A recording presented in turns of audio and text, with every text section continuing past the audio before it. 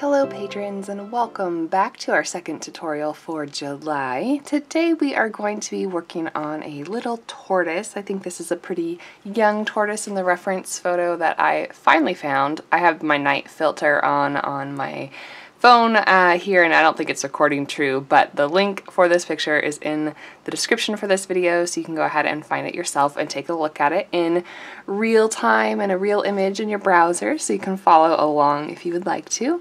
As I mentioned, I did take quite a while, longer than I expected to, in trying to find this image.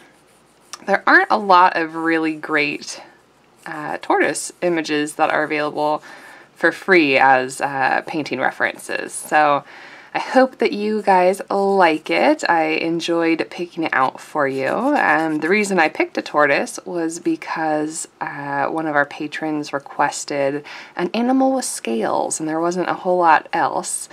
I almost thought about not doing a reptile for this video, only because I've been doing a lot of reptiles on my channel, between the dinosaurs, which I guess you could argue are or are not reptiles, and then I did the iguanas. So I hope that you're not maxed out, but it has been a really long time since we've done reptiles here on Patreon. So that's kind of how I came to this one today. If you want to request a topic for the next video, you can go ahead and let me know in the comments below this one on the Patreon page, and I will try and explain a little bit about the process in this video like usual. I'm using a coal erase pencil in brown to go ahead and do my sketch, and I thought I'd go ahead and film it. It's been a while since I filmed a sketching portion of the video. I do have a longer tutorial if you're newer to Patreon and haven't seen some of the older videos. I have one something along the lines of sketching with John Muir Laws, and it was recorded after I attended a really wonderful lecture by the awesome John Muir Laws, who happens to live here in the Bay Area. It's actually been a while since I've been able to go to one of his lectures this summer, just because of everything that's been happening. But I hope to get back in August, and taking his course was able to really help me, not course, but like his lecture was able to help me see shapes and negative spaces and lines so much better than I was able to before. So I'm trying to use the techniques from that class. I think he also has a new one. I haven't gotten to watch it yet. The one I missed from July, or maybe it was June. It's up on his YouTube page. I saw that he was drawing using shapes. So that might also be helpful if you guys are looking for more content about drawing. I'm basically trying to find the main shapes that he calls masses. So I started with the circle shape that I sketched in originally, and then I'm drawing some proportion lines and trying to see where everything falls. And I'm not worried about how dark the pencil is. One, because I want you guys to see it, and two, I want to use gouache for this piece. I did a video a while back using my Mission White Class Hybrid gouache watercolor pencils. That's silly. My hybrid watercolor gouache paints, and really love them, but then wasn't able to get a chance to use them very much moving forward. And so I've been using those a bit more, and I also was sent, and I am so sorry if you are watching, I received a bunch of packages all at the same time a couple of months ago, and an awesome viewer sent me these MGraham Gouache to try, and so I have re-wet them. I put little drops of water in each of the pans. These have been sitting in here for months. I swatched them out the other night. Let me see if I can get that to show you without making a disastrous loud noise. So here are the colors that I was sent. Thank you so much if you were the one who sent it. There's a couple people that I have in mind that it could be, and I don't want to offend anyone in particular, so if it's you, let me know. So I can thank you again for that awesome package. And I wanted to try out the MGraham Gouache because I've heard great things about it. It would also make sense, given that MGraham is such a juicy watercolor, that their gouache would hold up pretty well in terms of its rewettability. And so I'm excited to work with them a bit, because I don't really like working with paint fresh from a tube. It's more about the hassle than anything else. I love the creamy texture of gouache and all of that fun stuff, but I don't like having to fiddle with tubes, and so it would be less ideal for me to work with a medium that requires me to get out my tubes every single time I paint. So I am on the hunt for gouache that I can let dry in pans and it doesn't crack. I had a lot of issues with the Holbein paints cracking. I've showed that off before, and I intend on doing a video for YouTube in the hopefully not so distant future after I have a chance to work with this and another brand that I have coming, and report back to you guys on which ones re-wet the best. So far I've tried the Holbein, the Mission White class. This is the MGraham. I mean, I've tried like Reeves and stuff before. That's not going to be part of the video. There's plenty of videos on YouTube that explain like the Arteza and the Reeves gouache.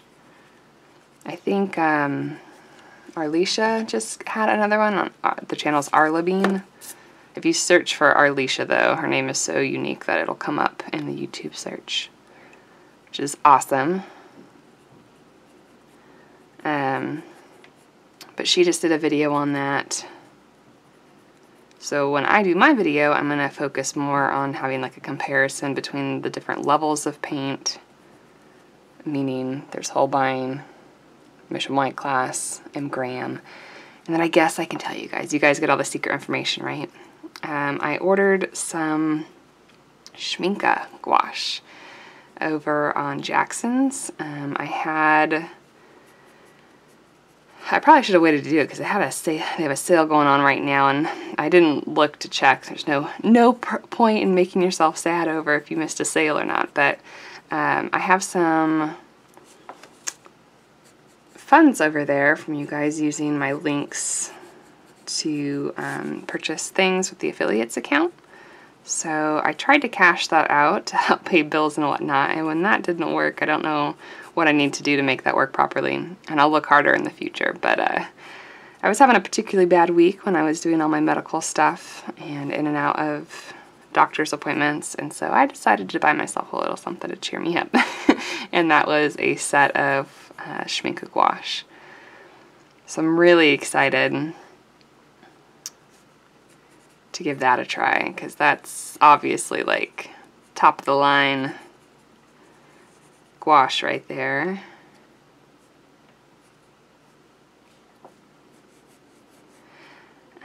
So I'm just trying to put in our basic guidelines here, and I want them to be dark enough that when we start to go in with the gouache, we can still see some of them. If you don't want to do this whole step, you can go ahead and print out the reference photo that I'm using and trace it like usual. And these scales don't have to be exact. No one's going to know. But I do have an issue with impatience that I struggle with. And I'm going to try and make myself plan things out a little bit better. Plus, the request was for scales, so I don't want to cut too many corners. But anything repetitive like this, I have such a hard time with, just with my attention span. That's a personal issue. I love seeing what artists can do, like on Instagram, with repetitive things like scales or feathers or, I don't know, mechanical things. So you can see I kind of broke up the face into sections, and then I started to put in the scales based on relativity to other item or objects on the face. So we've got our nose here. It kind of comes up and there's like a little ridge, and we've got the plate where the nose is, and that kind of fades into this area over here. We've got a little chin. Go ahead and put in here.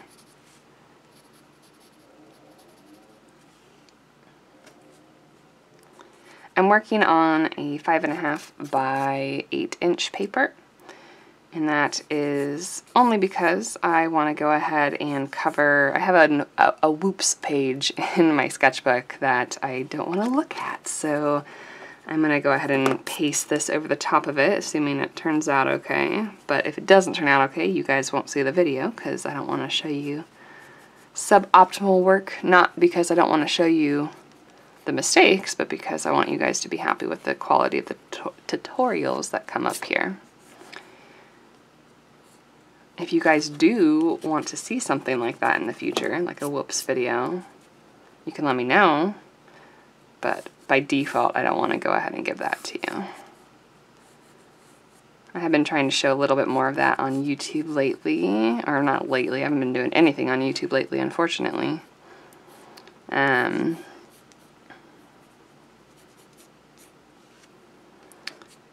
For the rest of the body here, I just want to go ahead and put in some rough shapes. I don't want there to be too much focus outside of the face, although I am going to focus on this front leg here because it has some really good scale texture going on.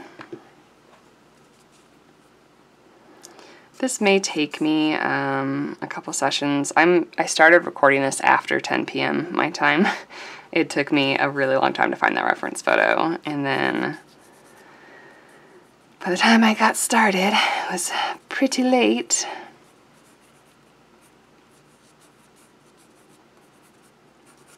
So I won't push myself too hard tonight, but I did want to do something fun and relaxing, and gouache has been that for me.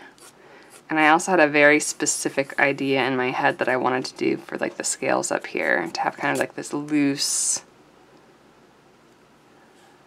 fun texture, and we kind of put in some of the scales after the rest of the undertones and things like that. So hopefully that'll turn out nicely.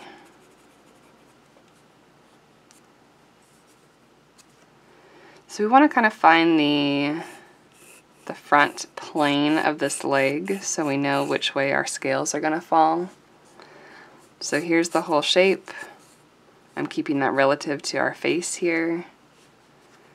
And then we have kind of, there's no center row, like they're all irregular, but we're going to go ahead and try and pick a spot, try and find the scale that looks kind of most prominent.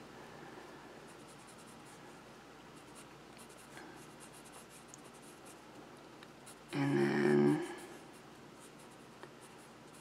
put some of our other scales around it.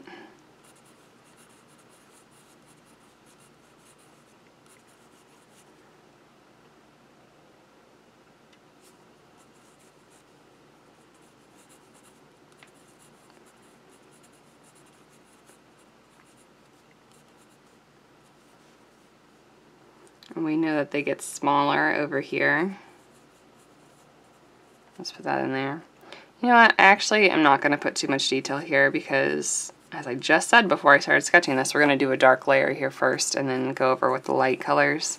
So anything that we put here is actually going to get covered up anyway. So these are things that I have to think through when I'm doing my sketches and paying attention to. What I do want to do is make sure that we've got, like, remind ourselves that we want this to be a texture. It's not a straight line that comes down.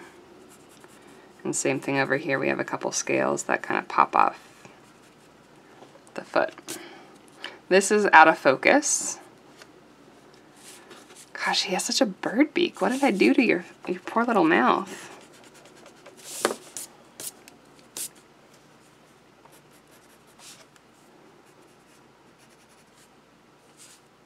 He looks so grumpy, but in the picture he's so cute. To be honest, this is one of the reasons I don't sketch for you guys regularly in videos, because the sketching process is the most frustrating for me. I don't enjoy it as much as I enjoy painting. I don't feel like it's a skill that I'm super good at. But you can watch those John Muirlaw's videos, it'll help a bit. Okay, I think that's where we're gonna leave it, and we'll kind of do everything else with our gouache, since we're gonna be doing layers and painting over things and all of that. So I'm gonna go ahead and pull my camera off of night mode, even though I try to keep it on, but given the circumstances, I wanna be able to see the accurate color here. Plus, the daylight bulbs that are shining are probably messing with my vision anyway, so it doesn't really matter all that much. The brushes that I like to use for gouache are these little flat ones. I find that they have really nice control, and I just like the way they handle better than round brushes when it comes to gouache. This is a Princeton Velvetouch size 4. It's called a flat shader. And then we've got our trusty Escoda Perla size 2 that we'll use for detail work. I've got my 2 cups of water here. I've got a rag in case we need that. And then I have a little spare mixing palette that I'll probably keep here. That's the best way to do this. I want to make sure you guys can see everything, but also that it's convenient for me to work with. I think that's going to be the best. And then we've got our little set of paints here. We're going to primarily be using the earth tones, but we may or may not bring in some of the other ones. Probably definitely the ultramarine. And then I've got my white gouache set out here. I do always work from white gouache fresh just because it's needed. This is the Winsor Newton white gouache. And then I know that you're supposed to start with darks in gouache, and we will do that for some areas, but I do feel like I want to map out some colors with lighter tones. I don't know, maybe that's a wrong instinct. Let's just go ahead and mix it up with some colors, and we'll see where it takes us. So I've got yellow ochre and raw sienna here. I think the raw sienna is probably going to give us some earthier tones that we might be looking for this tortoise friend. And then for our darker tones, I think we're going to take the, I think this is raw umber. It's a pretty warm raw umber. Like, it's still definitely on the cooler side of things, and when you add white to it, you can tell. But I had to do like a double take. Their burnt umber, to me, looks like a burnt sienna. And I think I remember this being true for their watercolors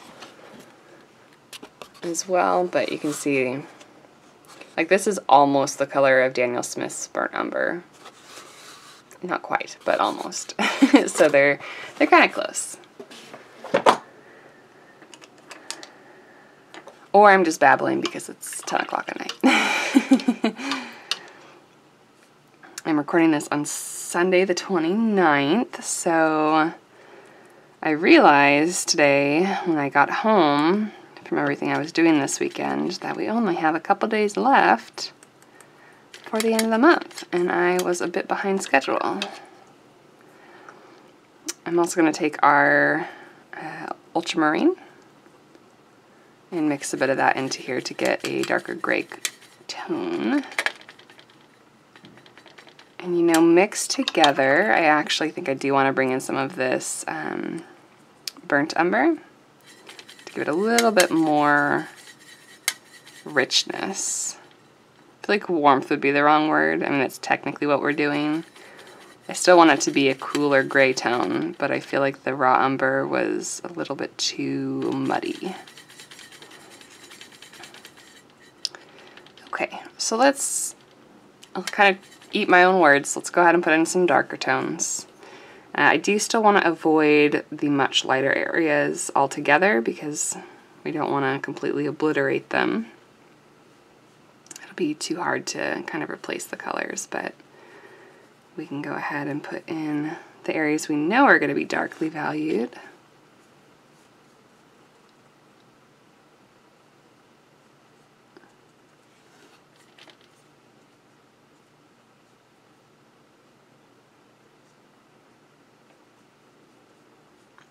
And I'm still pretty new at the gouache thing, so hopefully you don't mind learning with me. I do tend to like to be looser with gouache than with watercolor. It's one of the things I like about it, is it's really freeing to just kind of have fun and lay down colors.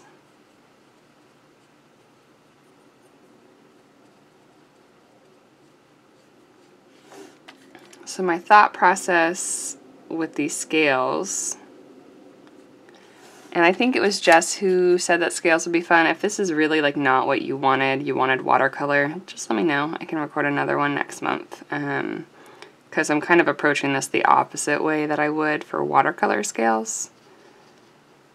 So if it's not what you wanted, I understand. Just let me know and I can do another one. But I'm trying to leave the lightest valued scales untouched so that I know where they are, but I'm going to cover up some of the other ones so that we can go ahead and layer color on top of them.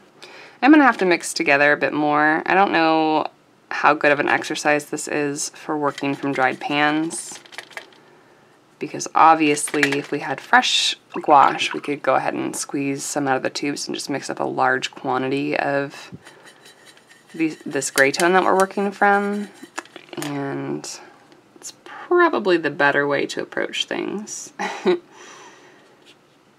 I didn't have a black in the gouache that was sent to me. I could use Holbein if we find we really need it.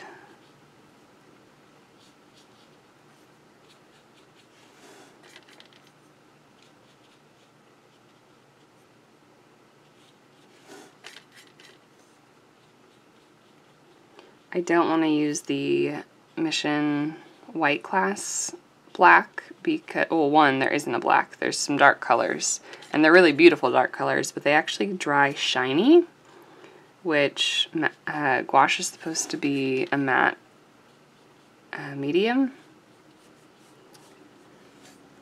Yeah, I think we are going to go ahead and get out that Holbein black to make our life a little bit easier.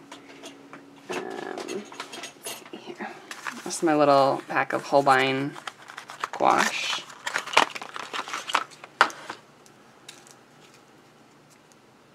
This one is incredibly matte. Super, super, super matte.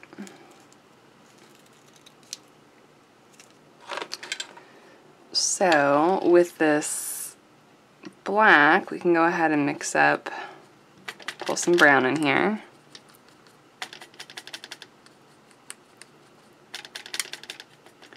And then we can take some black and mix it straight into it. And that should make our life a little bit easier and give us some better coverage than having to re-wet this blue the whole time. And I'm going to use this for like the darkest areas right above the head. And I'm just trying to block in color right now.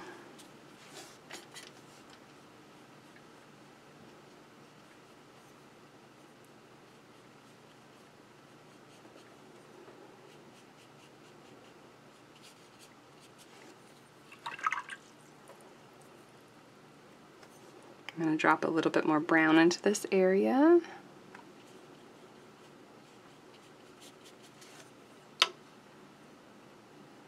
Oops, that was phthalo blue, not ultramarine. And I'm going to mix the softer gray over here with the ultramarine to kind of do some of the areas that come out from this dark shadowed space.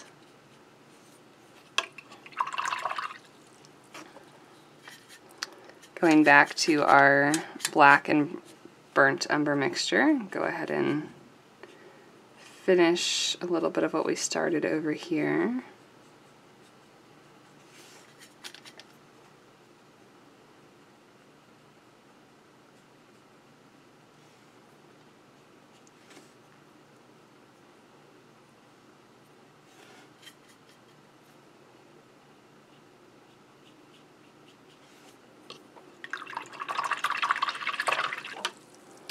Alright, now we're going to go ahead and take our raw sienna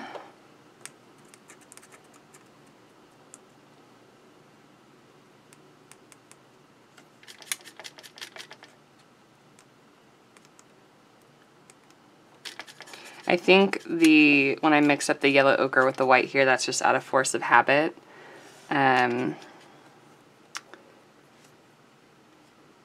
Based on what my process is with watercolors, I'm like, oh, mix up our lightest colors first. But we should really block in our middle tones before we move on.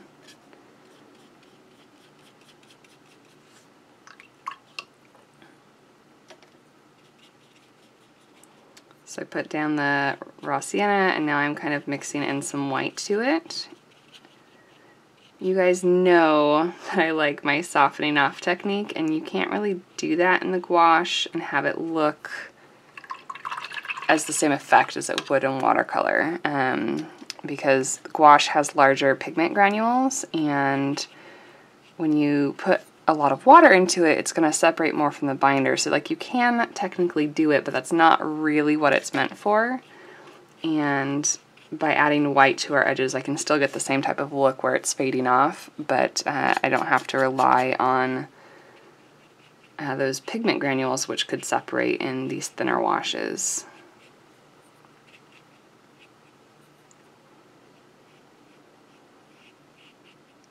I do think I want to go ahead and drop in some of this yellow ochre as well. There's some kind of more yellow tones in this area.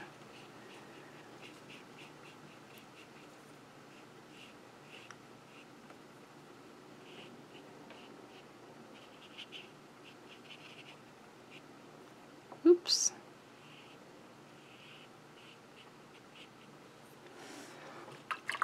There's also a dark streak that kind of runs through the tortoise shell. We might be a little too wet to do that right now.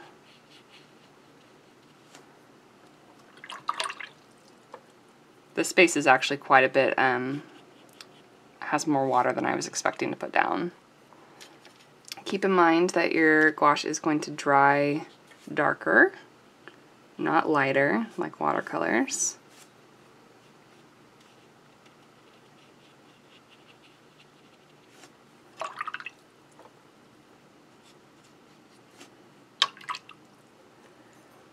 I really am going to need to wait until this dries to put any more detail in.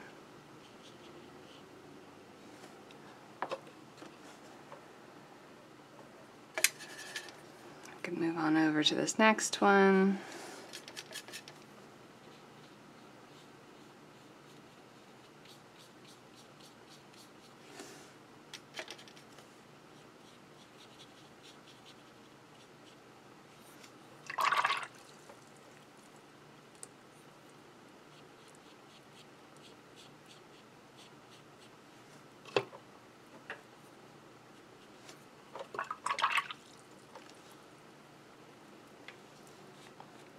I think that's the type of thing we need to be focusing on, like just putting down some quick color and then letting it be loose, letting it be a really beautiful gouache layer and not trying to over control it too much. Or I just suck at this. We'll find out one way or the other.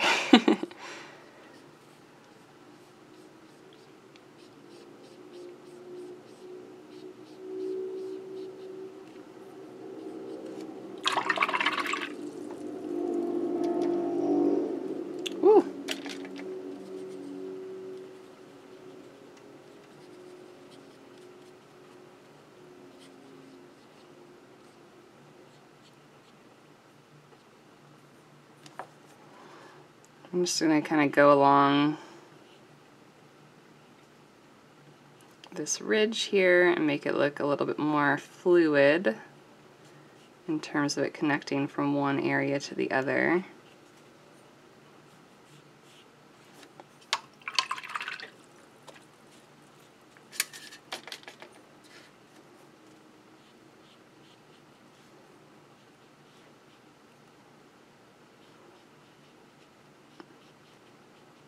I came down too far there, but we can cover that up later.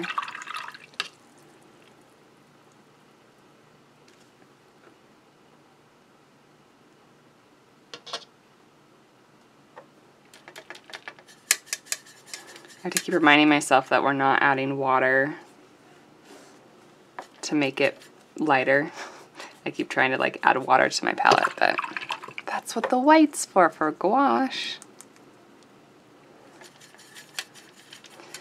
I'm bringing in more of the yellow ochre.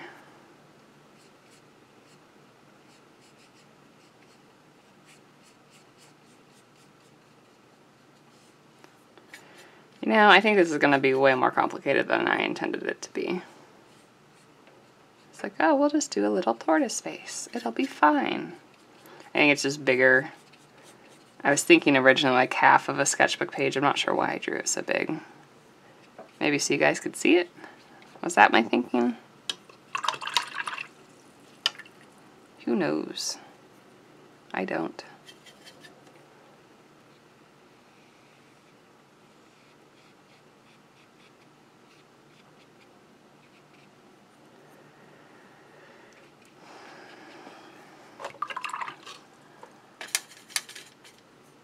As we get into this area here, the color fades quite a bit, so I'm just going to go ahead and put in some more of our dark tone, although I want to be careful that it doesn't get too muddy with the white.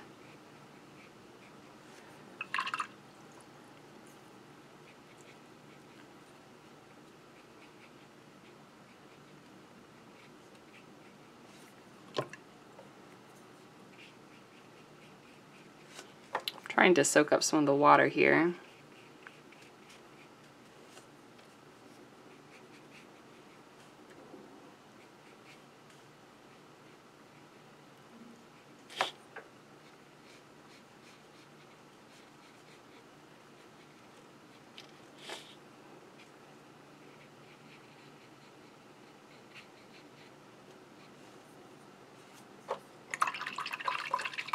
And all of this is going to look real rough until we get towards the end. That much I know about the gouache.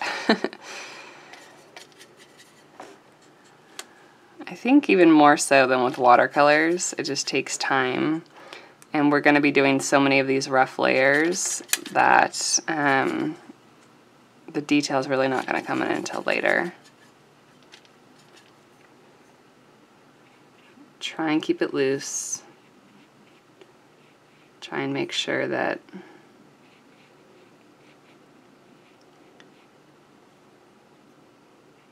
we're still having fun with it.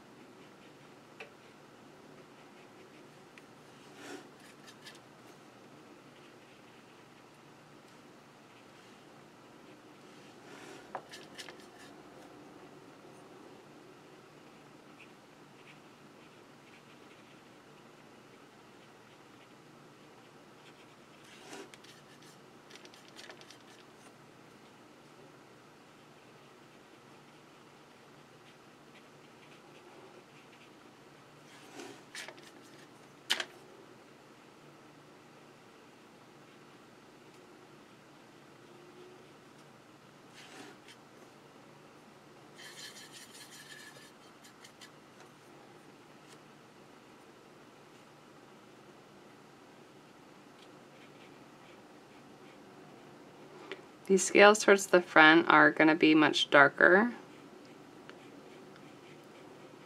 but I'm not quite sure yet what the best way to keep the definition is. Like, I want to know where I put out these scales, and maybe I shouldn't have even done an under drawing.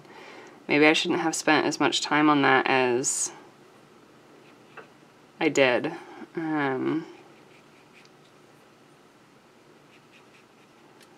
Because so much of this is going to be layered over the top.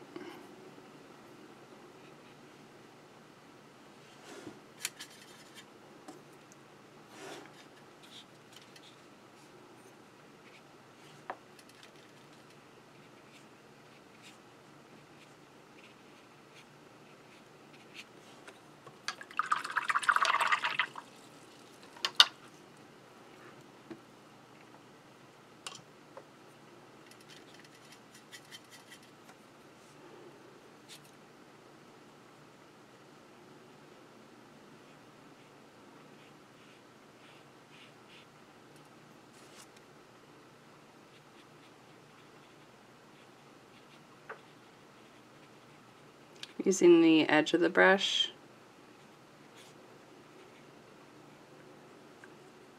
Like, I'm not holding it flat, I'm holding it up on its end and like pulling it through to get some striations.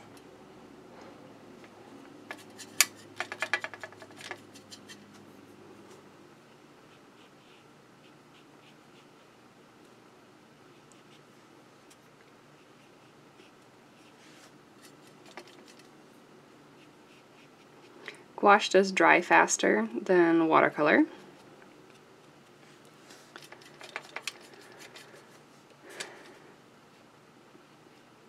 So if we pop around enough on our painting, we shouldn't have too long of a delay.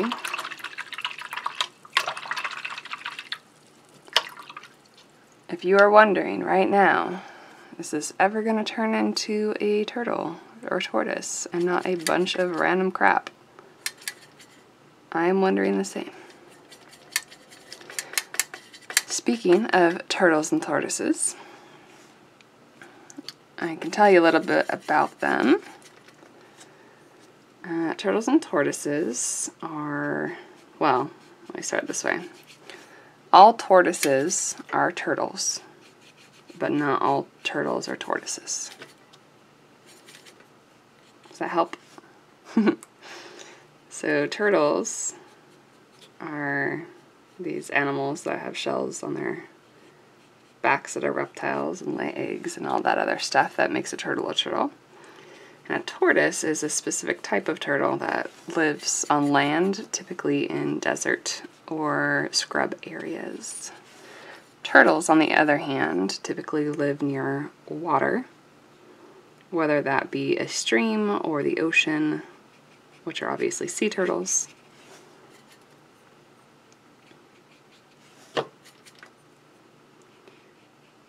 This is just the mixture of the burnt umber and the black, and it's a little bit watered down.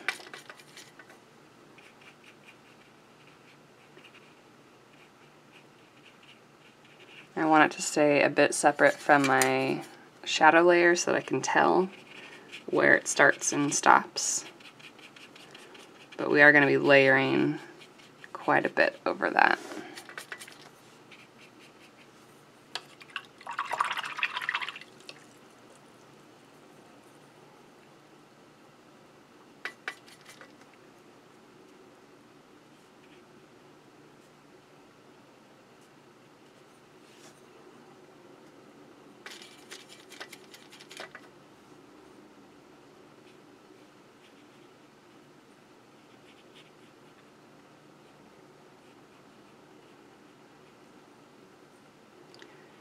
Layering a bit of this darker, what's it? The burnt umber and ultramarine.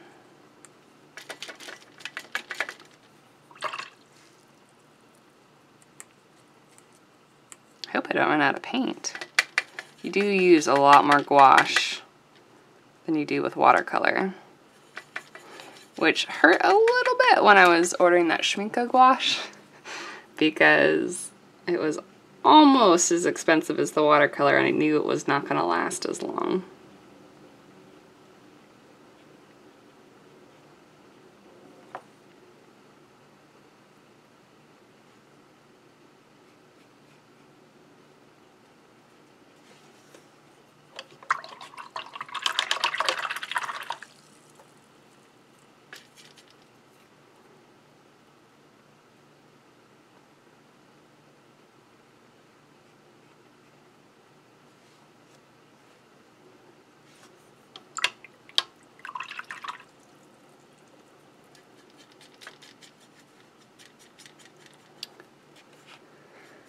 And I guess along the same lines, we could actually apply our turtle tortoise situation to the gouache, right? So gouache is a type of watercolor, but obviously it's pretty specific. It's not the same as the other ones that I typically feature. It is still a pigment in gum arabic.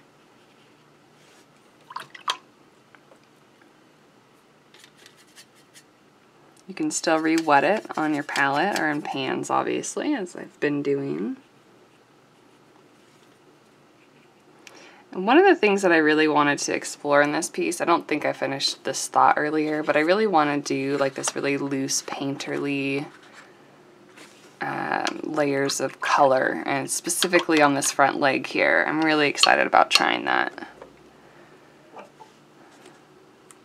And that's why I wanted to use gouache instead of watercolor, because I wanted to be able to layer those lighter colors on top of the darker ones. I think it'd be really fun. If you don't have gouache, you can add white gouache to your watercolors and get a similar effect. Or you could do the same thing with acrylic or oil. Oil maybe a little less so just due to timing. It's going to dry obviously way faster than oil would. Acrylic would be along the same ballpark though. Just layering some more of just the black in these creases by the arms. That will dry matte, even though it's showing as shiny on your screen right now. And I do want to go ahead and also try and clean up these edges a bit.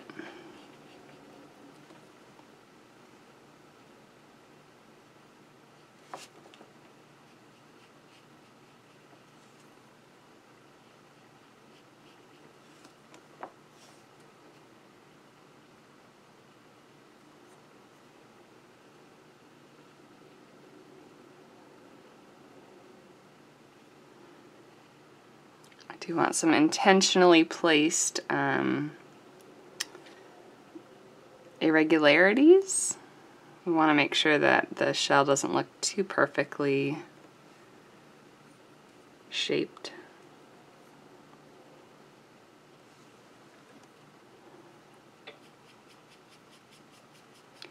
Just kind of wiping the paint that I had still in my brush in this area here. Fade that out a bit.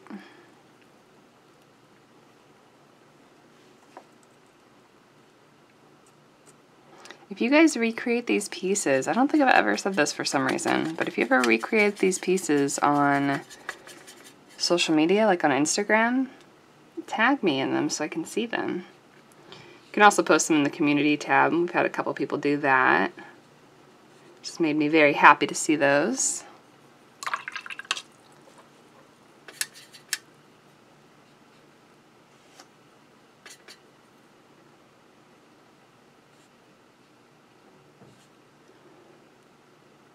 I don't know what these like striations are on the underside. I mean, I know there are striations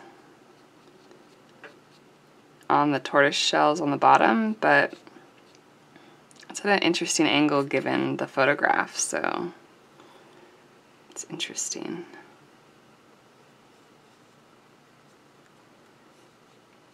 But again, I don't want to overwork it or be too precise. Just try and go in, leave, go to another area, come back, see if I need to add more.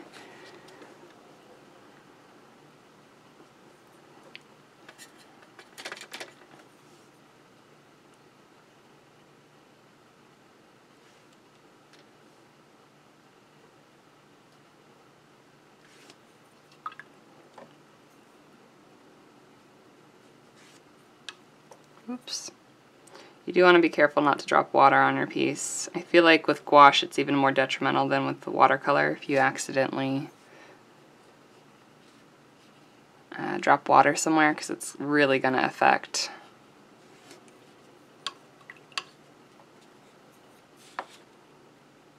the way that the paint reactivates and everything.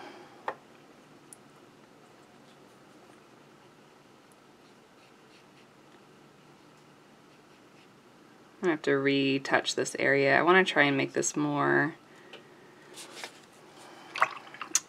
in the reference image it's very faded and it has a bit of a warmer light to it.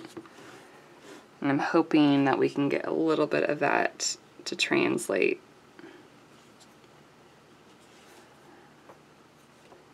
But we'll have to wait for that to dry.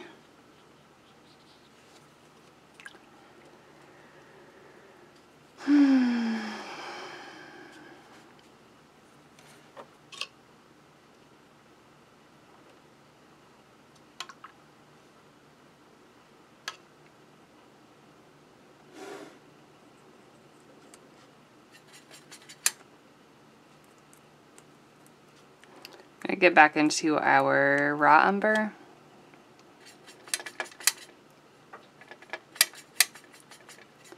Mixed with the burnt umber and mixed with the black.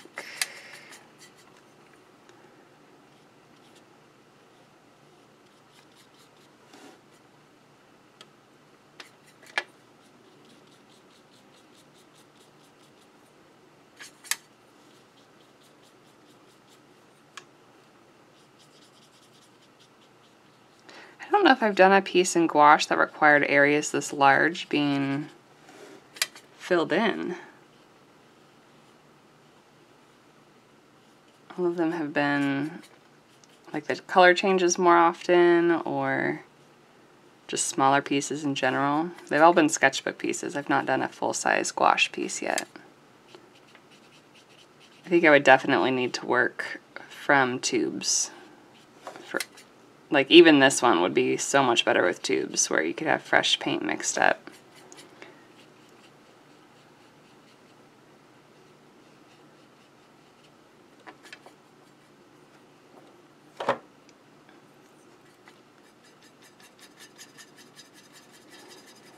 Mixing this color with the lighter burnt sienna / yellow ochre is going to make a grayish tone.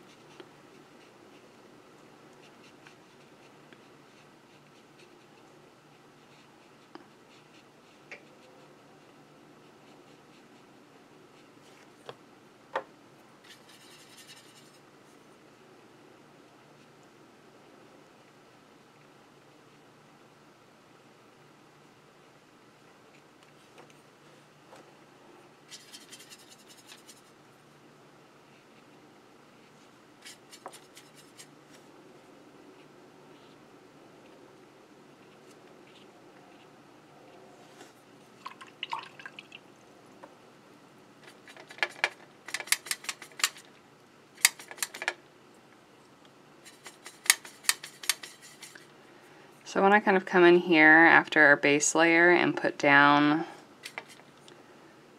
some of these darker tones and use my brush strokes to create a scaly texture. And this is the whole reason I wanted to do this piece. I thought it'd be so fun to put down a spotty texture with this. I almost did a box turtle, which are quite confusing taxonomically because they are turtles that primarily live on land rather than in water, but they do live near water. But I used to work with a little 3-toed box turtle that had a really cool pattern.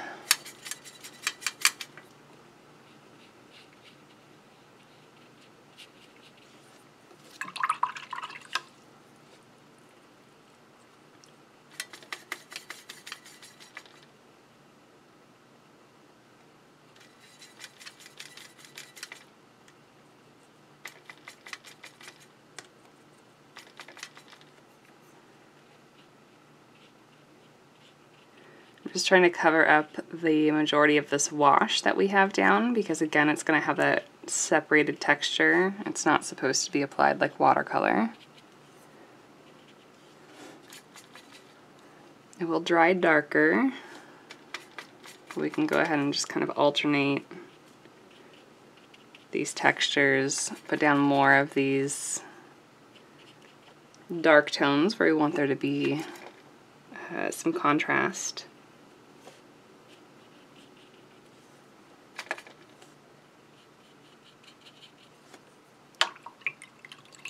It's a little hard to see with the glare. Just like a little tonal check for you.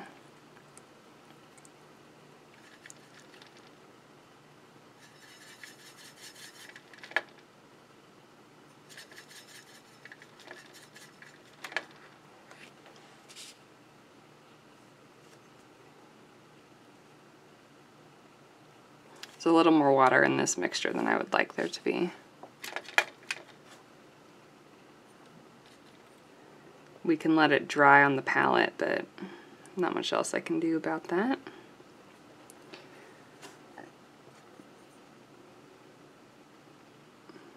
And you can see I still haven't switched down to my smaller brush yet, even though that is a detail brush and would get finer lines. I'm not done playing around with our bigger brush here. Whoops, man. Please stop ruining it. I say to myself because I'm the one dropping water on it. If you guys have seen, her name is Lee Ikson, I believe. She has a YouTube channel that has grown quite a lot over the last couple months or the year or so.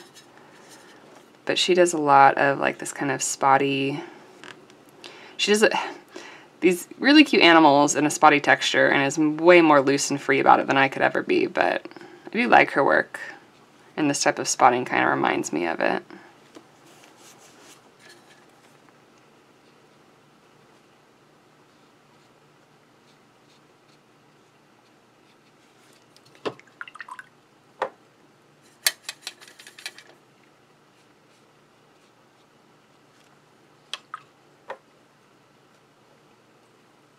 It's hard too when you have to use a lot of rewater to wet your paints in this dried form. If you were working from fresh gouache, that would not be as big of a problem.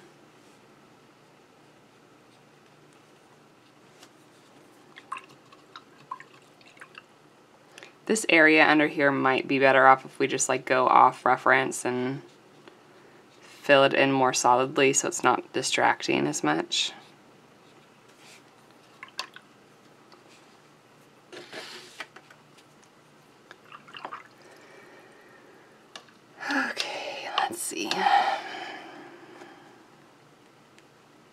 So let's go ahead and I'm going to try and work backwards, which is really for most people forwards. Coming from watercolor, of course, I want to go light to dark, but gouache, we need to start with our layers in the background first. So I'm mixing up more of this dark brown. Let's go ahead and try and visualize where some of our scale shadows are going to be.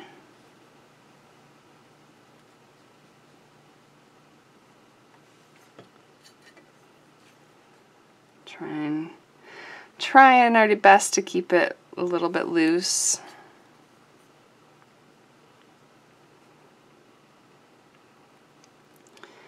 I guess I should have known, trying to come into this quick painting. The painting that I did of my snake last year, for start, I mean, it was the biggest painting I've ever painted so far, so there was that, but it took me weeks to paint because of the level of detail with all the scales, so I should have known this was not a quick tutorial idea, but you can see we're already starting to get closer, I think. Keeping it still loose.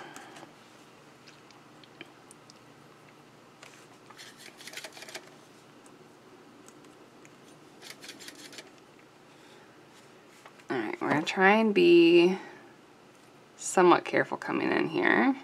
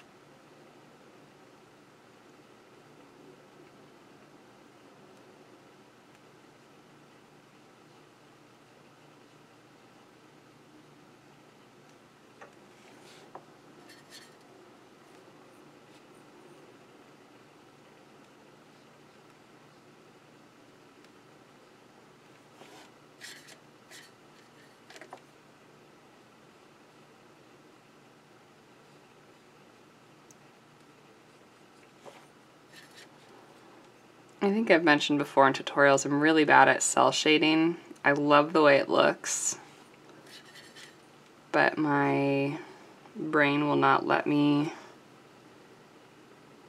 do those cool graphic areas where you're not mixing all the colors together. It constantly is wanting to blend edges and everything.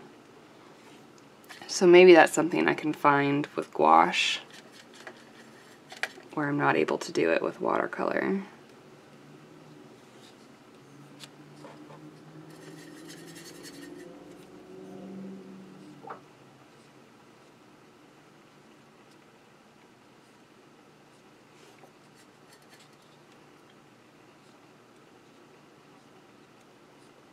And again, I'm not following my reference super closely at this point. I'm just kind of doing what looks and feels right. We're going to go over that with another layer.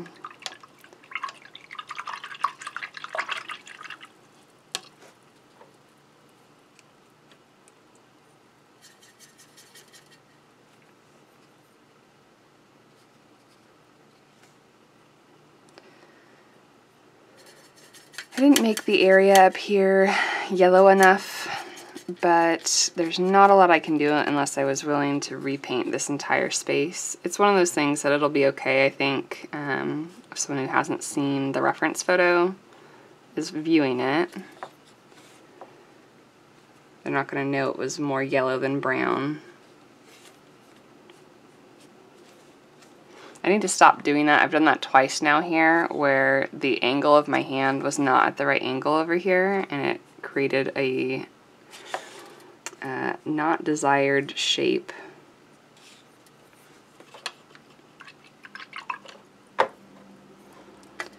And that's an important reminder that if you are having trouble reaching an area on your painting, just turn the paper. No reason to struggle through it.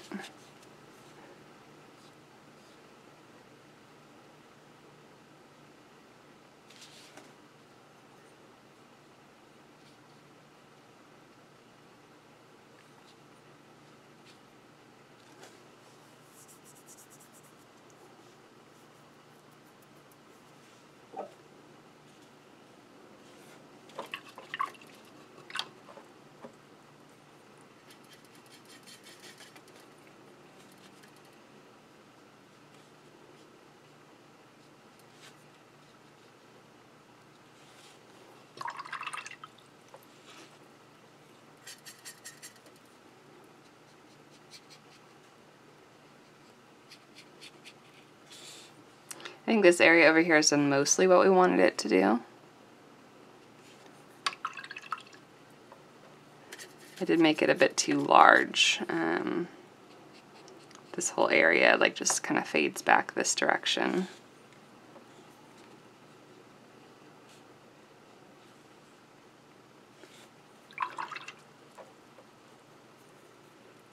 If I'm not careful though, I'm going to undo everything I just did.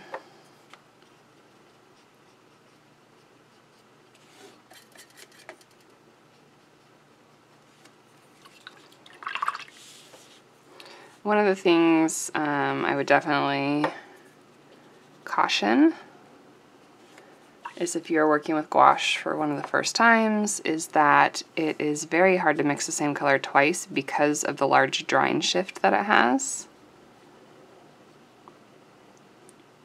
Meaning, like, when you try and mix it, you'll mix a darker color, and then when it dries, it's going to get darker still. So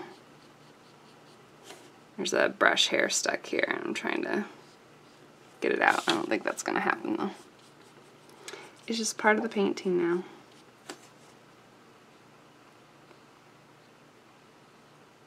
Maybe it's a cricket hair. It's a cricket hair. Too long to be a brush hair. So I'm just putting white in here to help fade off that edge. Kind of has like a glowy, ephemeral quality in the photograph.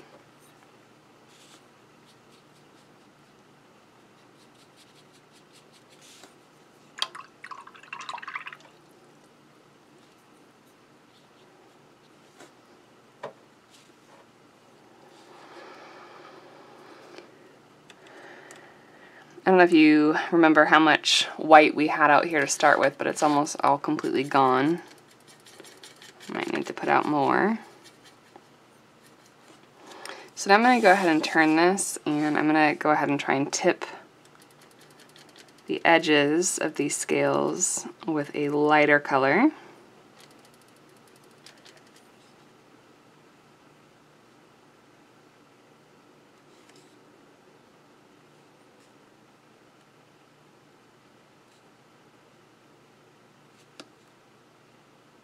And after doing a few, I'll turn back around, make sure we're on the right track. Got a bit too much paint on my brush from mixing up the colors, so to clean that off, and we can kind of fade those areas up.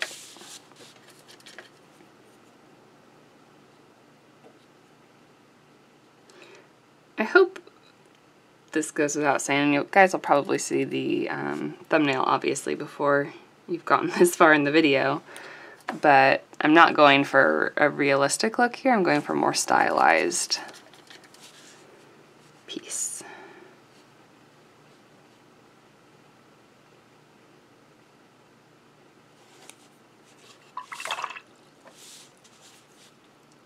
I do that a lot with gouache. I just stuck my hand in the whole wet area over there.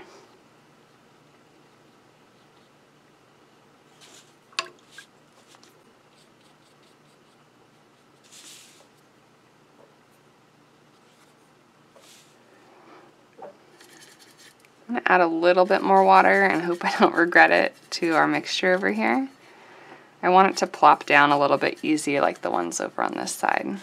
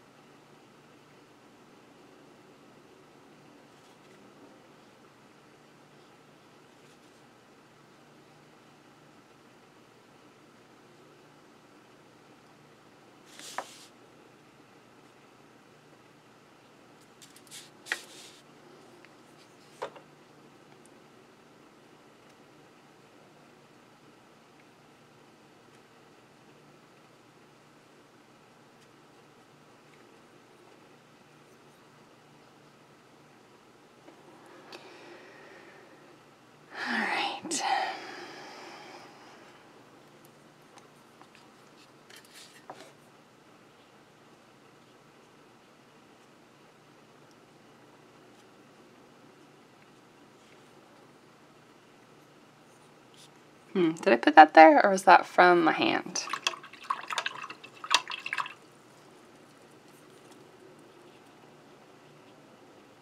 We'll just soften it up a bit.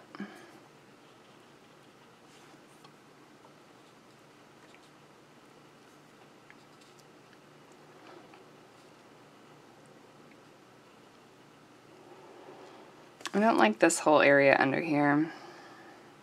Like I was saying before, I feel like it's too busy. I'm going to go ahead and switch to my smaller brush.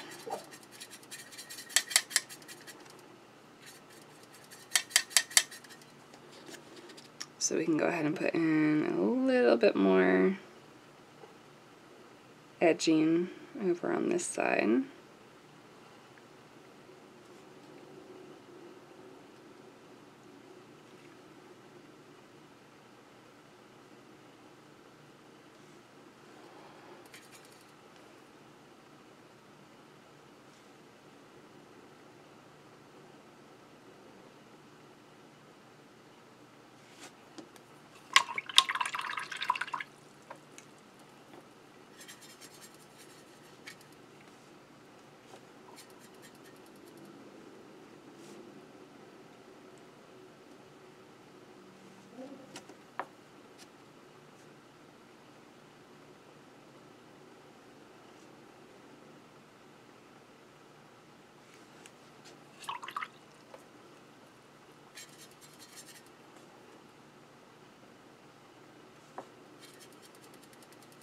Trying to make this white last so I don't have to get more out.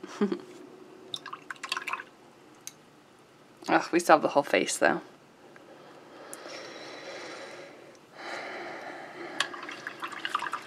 Let me look at this for a second.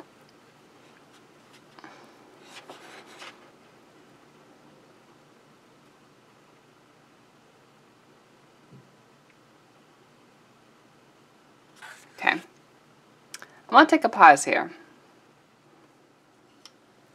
Hello patrons, I am back. I apologize, I kind of abruptly stopped working on this last night, and then I thought I was going to record a different video because I wasn't happy with the way it was turning out, and I eventually decided this morning, or I guess it's afternoon now, that I would like to keep working on this one and see if we can get it to turn out. So I have my palette set up from last night. I misted the stuff that is in the palette lid, and then I put more water in those bottom 4 that we've been using quite a bit. I guess I should also put some in our ultramarine in case we need to use that.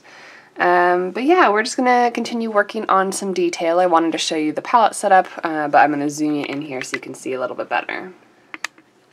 Alright, so yeah, last night, I'm sure it was just because it was late. Well, maybe not just because it was late. I really wasn't happy with the way the piece was turning out, and I thought that there was no hope for it, but I have to remind myself that I often feel that way about pieces, and that usually isn't the case. It usually ends up turning out fine, or better than fine, depending on the circumstances. So I wanted to go ahead and push through it so you guys could see a little bit of that. I don't remember if I talked about this yesterday. I think I did, so I apologize if I'm a broken record, but I don't mind giving you guys tutorials that are less, let me put it this way. I don't mind showing you guys processes that don't necessarily turn out, but I worry about giving you guys tutorials that don't meet your expectations for what you're paying for on Patreon. And yeah, so that's just my thoughts on it. That's why I considered not finishing it. Let me know if you have any specific thoughts on that, if you don't mind seeing the failed tutorials, or if you would prefer, in my mindset, to redo them so that we can have a better outcome for the products I'm giving you. That's basically just what I'm trying to do, is give you guys the content you deserve. So, let's see, I'm a little cramped for space here in terms of like my shoulder and everything, so I'm going to spread out a little bit more and hope that you can still see everything. I'm just going to drop in some of these shadow areas between the scales so that we can keep things separated and eventually get more detailed on these scales on the head.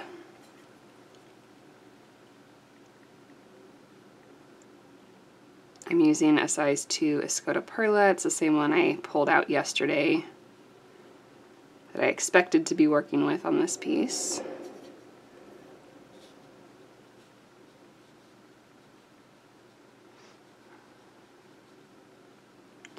And there's different ways that you can approach something like this. I think we touched on it a little bit yesterday. That's also why I don't like breaking up two-day tutorials, because I don't remember what I talked about. But there's some artists that like to be very detailed and methodical, and you see this with a lot of floral painters.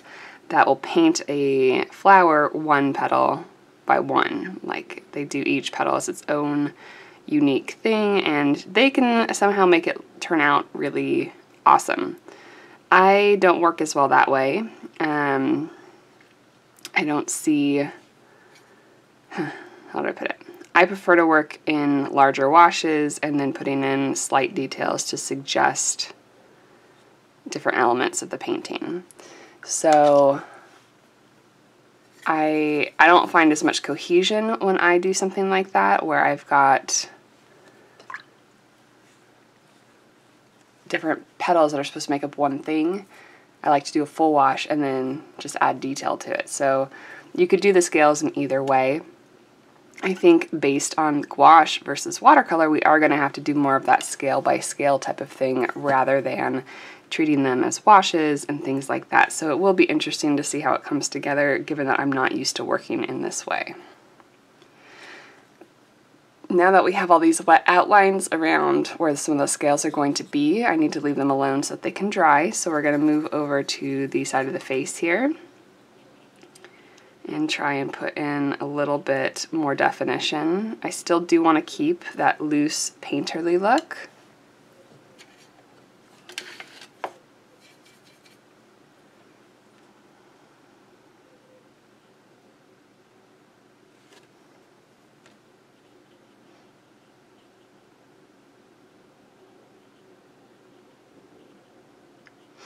It's got some kind of roughened textures on some of these scales.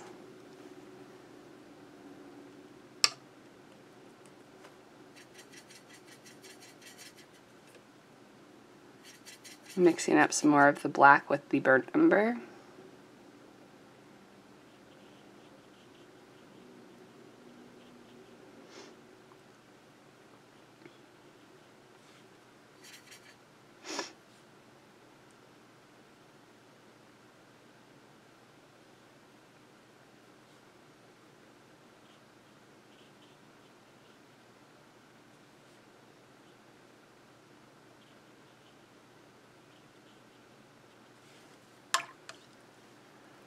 And really, I think this has to come down to what I know I talked about yesterday, and that is my level of patience. I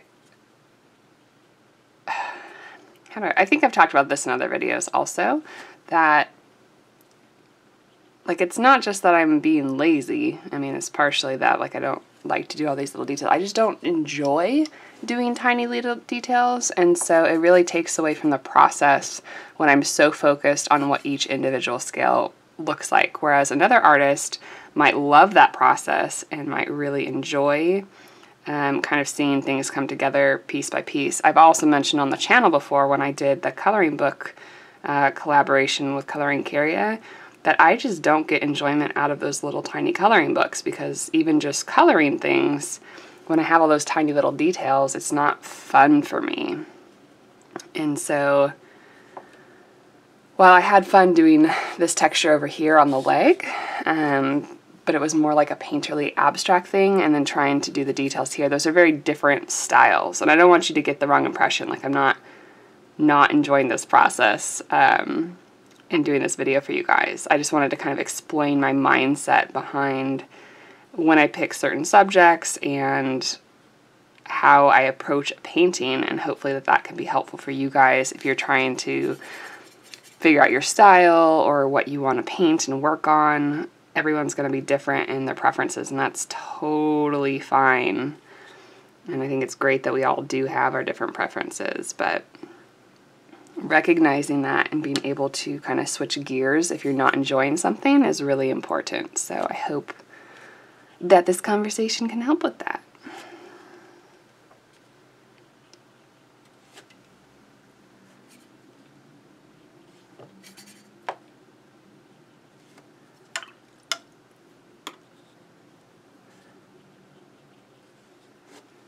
This got a little too wet over here.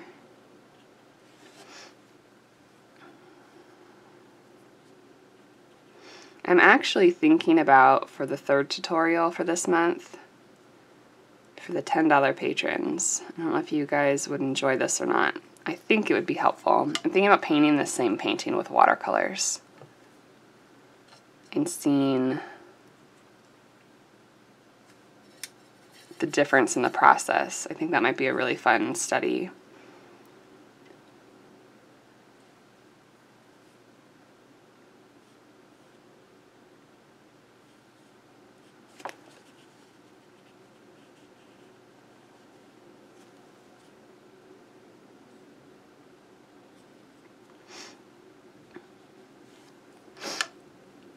Sorry, got a bit of the sniffles this morning. Try to keep that as off camera as I can. Off audio, really.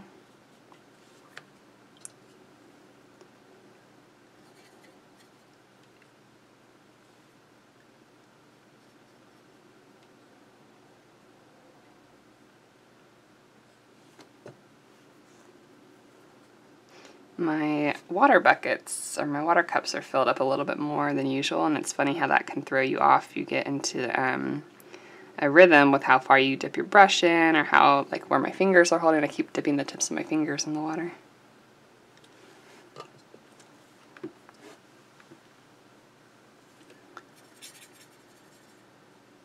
Let's see, okay. So these scales up here, I need to use less water. And we need these front ones to be darker.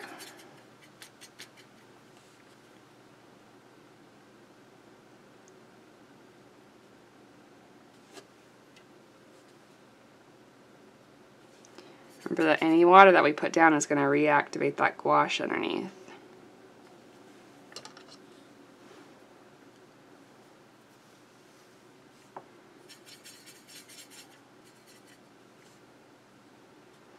If you guys are curious, I was going to, when I stopped working on this piece and considered doing a different tutorial, I wanted to really focus on this type of technique over here, where you're just putting down blocks of color. I mentioned Lee Exelson yesterday.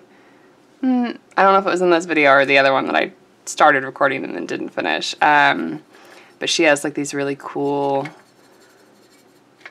paintings where she utilizes just these blocks of colors, and I need to trust myself more that even if I don't put in all these little details, that people will still be able to tell it's a tortoise. She's able to use color in a really cool way, color and shape, to depict her subjects. And it's something I definitely envy and want to get better at.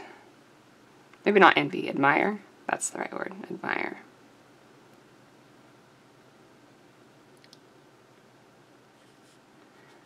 I'm just keeping my brush as dry as I can with some white on it to pick up some highlights. I kind of messed up the shapes of these on top of the head from the reference picture, but again, as long as they look okay relative to your painting, it should be fine. I do want it to look like the scales are sitting on top of these recessed areas and not like I just painted in all of that dark area. So I'm trying to go around my edges and bring up those highlights. Let me see, let me move you over a little bit.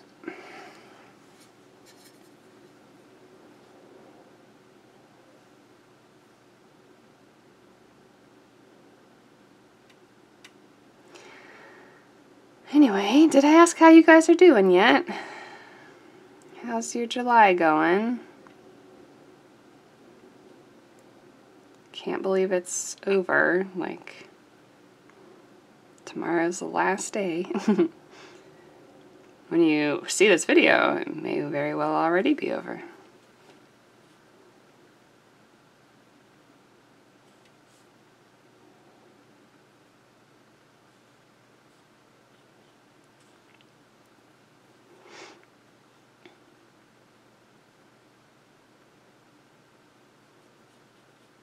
So basically anywhere I have these darker lines, I'm just trying to bring those scales up over the top of it.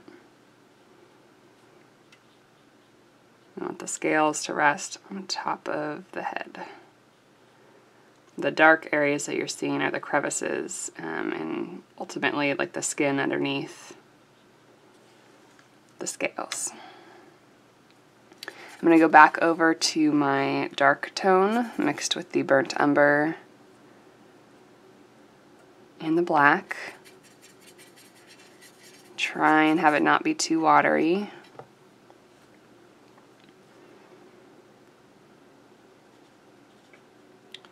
And just kind of speckle in some of this darker texture on top of those scales.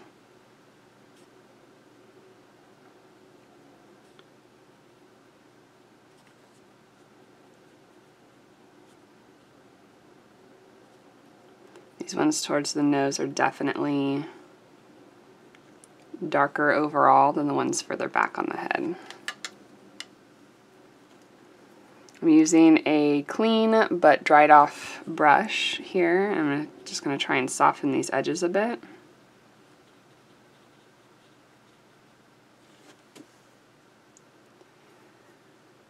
And then I'm going to go back into my lighter tone with a bit of that raw sienna and yellow ochre and white. Make sure we have our eyelid crease too. We lost that a little bit, or a lot of it. Same thing for the under eye.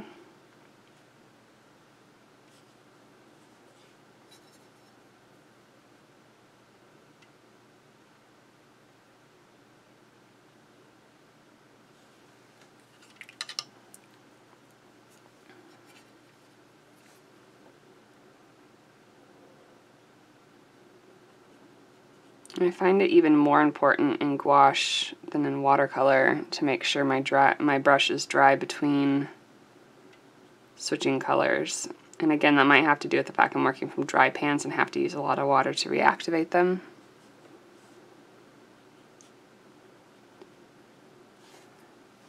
I think over the last 12 hours or so, whenever I was thinking about gouache and everything, I think I'm just going to admit defeat and work from gouache from tubes. I don't think it's worth the struggle after trying to get in these larger color areas. Excuse me, hold on.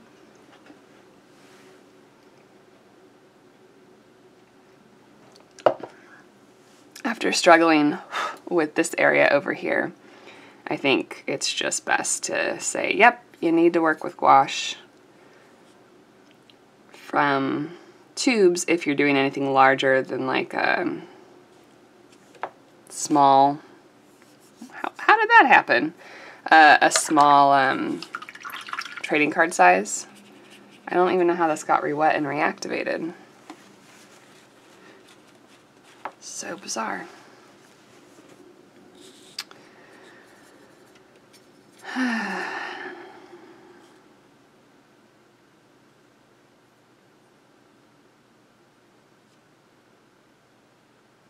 He's got these really cool striations on this one part of his face, but I don't want to put in too much detail because it'll look ultimately out of place by the time everything else comes in.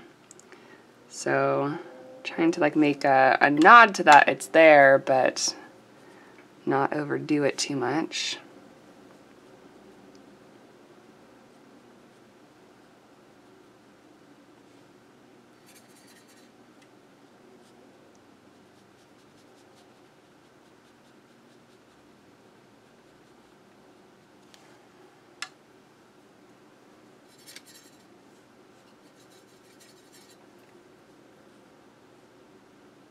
I'm checking my values, and this whole area needs to be lighter just to contrast with the leg behind it.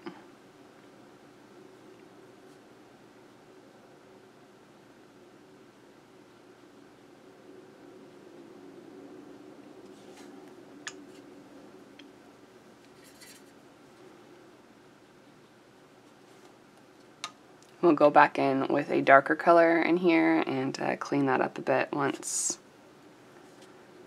that area dries.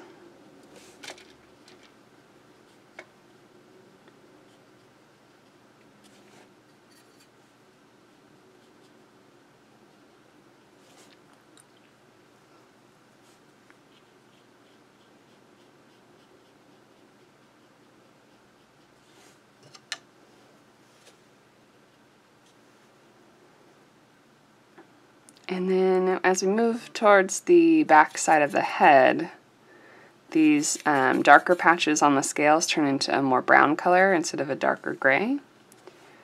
So I'm going to try and make sure my brush isn't too wet again. So much for that. And then come in here with this brown. This is the burnt umber.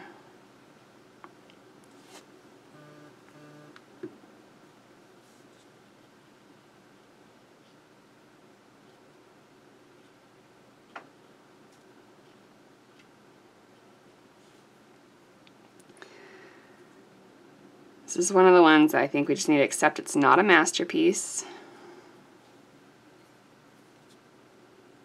And that's okay. It has been very good for studying purposes, and I hope that that is helpful for you too.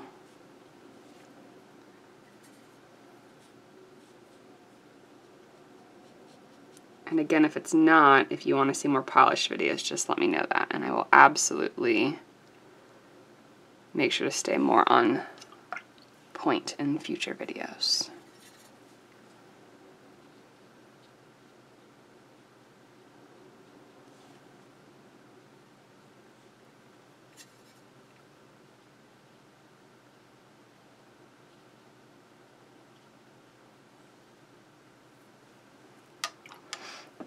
Alright, what do you guys think about putting in the eyes?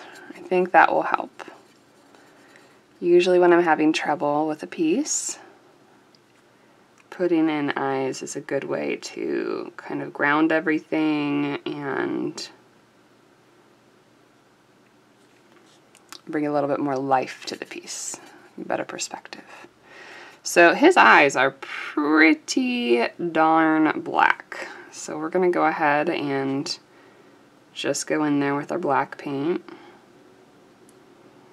I think especially with all of our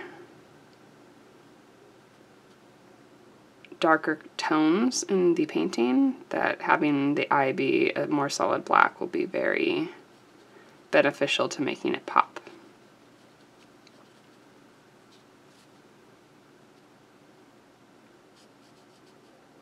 You can kind of see what I mean. I mentioned yesterday that I don't like working with round brushes as much with gouache because they just don't hold up as well. That's even true for these little tiny areas.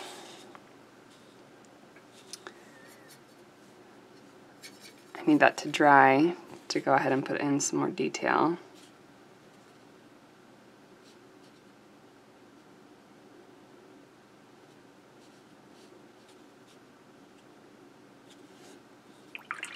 I'm going to use the heat tool to speed it up.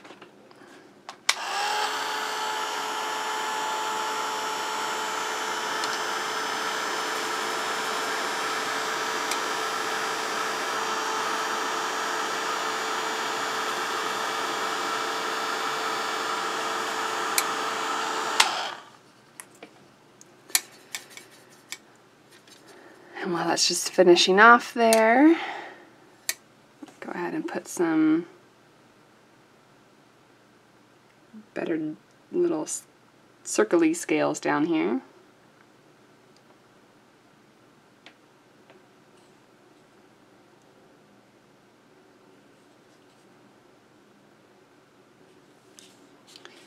And we can go ahead and reinforce our eye.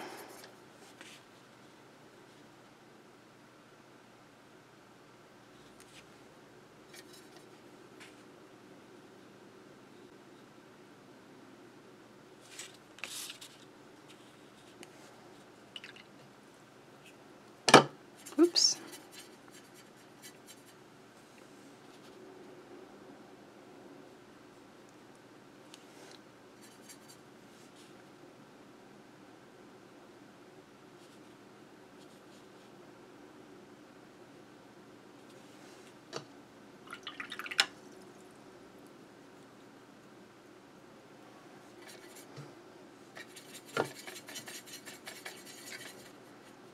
Going to kind of darken this area up here to follow the photo reference a little bit more closely.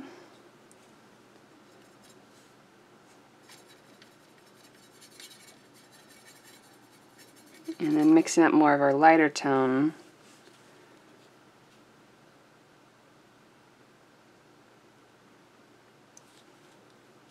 We can bring in this bottom highlight to be a bit stronger.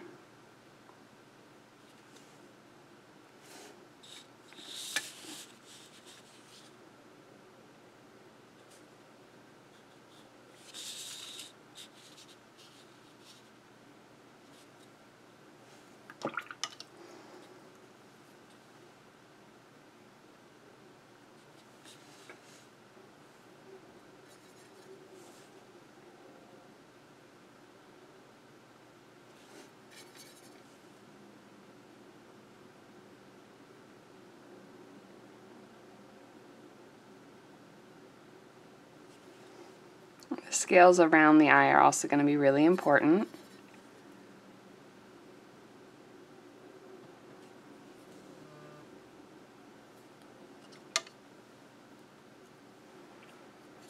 And here's where, like, not having a watercolor, like, I can't really do a wash, but this whole area right above the eye is too light.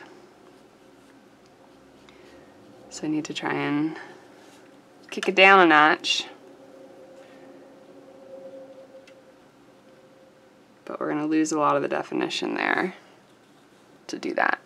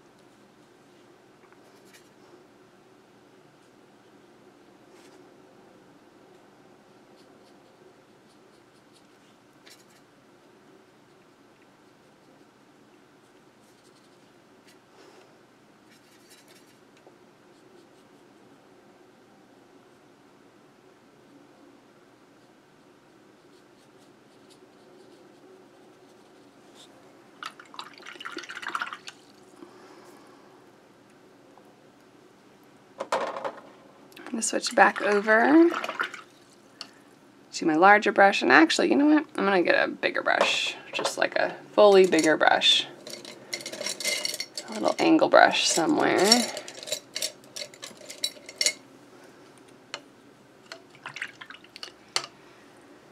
And I need my white gouache again.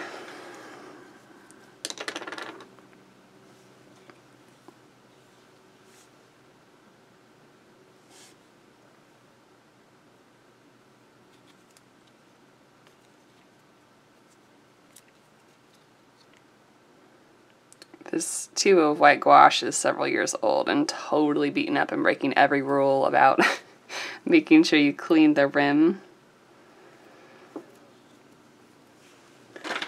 But I figure it eventually will run out, right?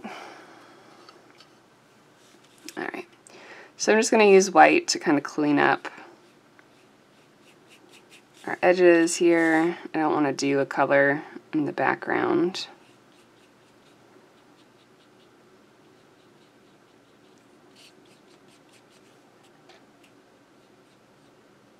I'm trying to carve in this edge yesterday, right?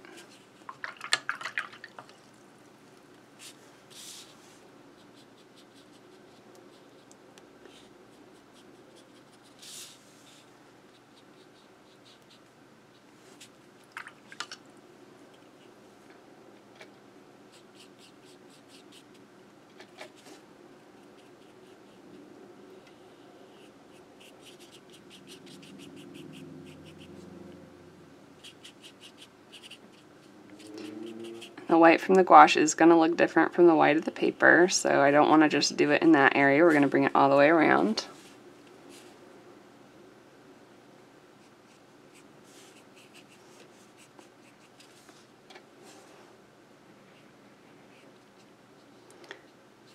You know, I think this picture would work really well as a reference on a toned paper too. You could do like a charcoal or a pastel or a graphite even.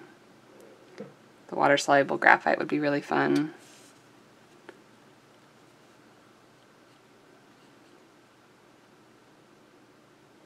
Because if you used a brown tone paper, you'd have a lot of these values in here already, and they could have a lot of fun putting in the shadows and the highlights.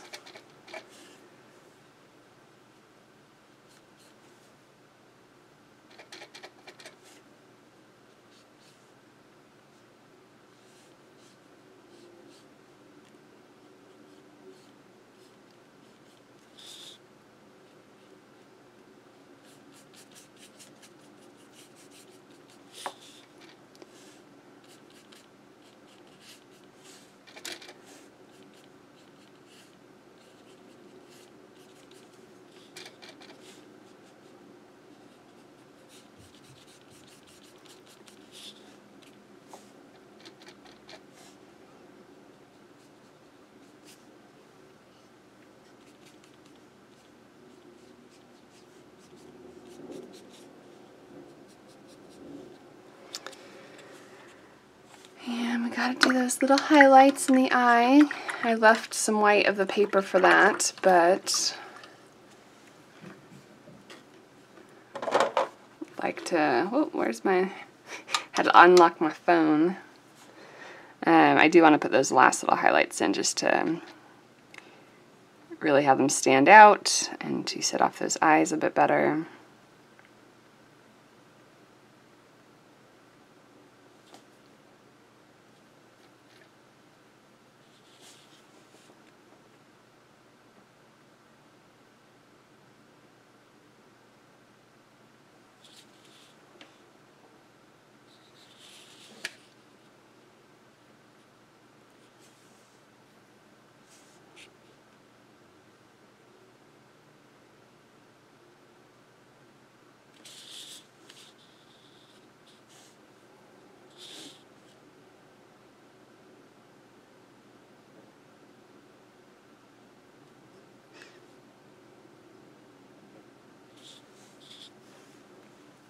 Cricket is snoring. Quietly, but she's snoring.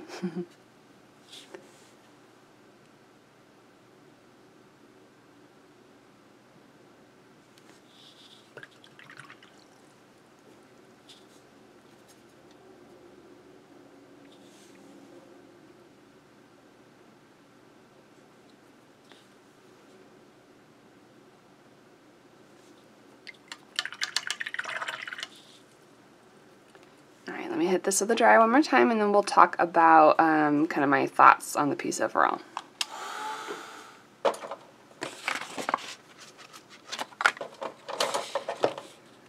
Do one more thing to the eye. I'm going to mix up a little bit of gray. I don't want it to be white, but I do want it to be lighter than the rest of the eye, and just put some curvature in here. It's just really, really flat.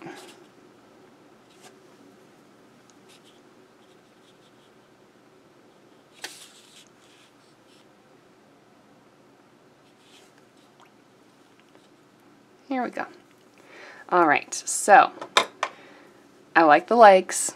That's why I wanted to do this technique, and I think those turn out really well. I don't think this was successful. I do kind of like this scoot over here. I think there were some nice painterly qualities to that one. The face, obviously, we had trouble with. It got lost a bit. The gradients aren't as smooth, and almost all of that can be attributed to my lack of experience with gouache and layering these.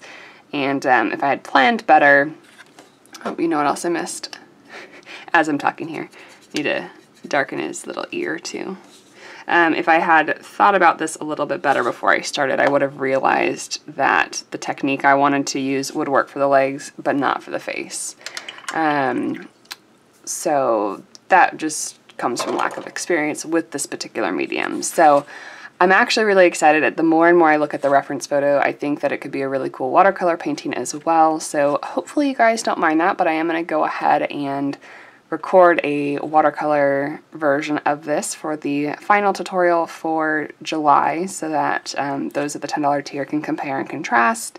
And I will post a picture, like a scanned image of the two side by side, so everyone, including the people at the $5 tier, can see the difference of results. So let me know, as I mentioned during the video, in the comments below, if you like this type of video, if you like to see me struggle a little bit and kind of have to troubleshoot on the fly, or if you would like more polished videos for your Patreon dollars. So thank you guys for watching. Thanks for sticking with me as I went through this. And I will see you guys in the next video.